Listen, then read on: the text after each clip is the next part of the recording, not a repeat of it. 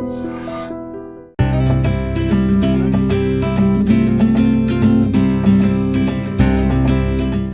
Welcome to iDream. నేను మీ మాధురి. గల్లీ నుంచి ఢిల్లీ దాకా ప్రజలందరికీ ఇష్టమైన స్ట్రీట్ ఫుడ్ ఏంటంటే పానీపూరి అంటూ టక్కన గుర్తుకొస్తుంది. అసలు పానీపూరి చెప్పగానే చాలా మందికి నోట్లో నీరు ఊరుతుంది.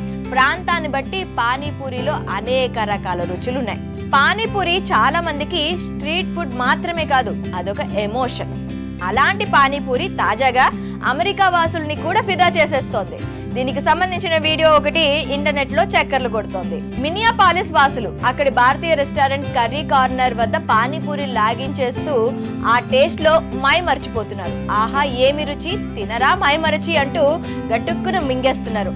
ఇకపోతే పానీపూరిని ఆస్వాదిస్తూ ఎంజాయ్ చేస్తున్నారు.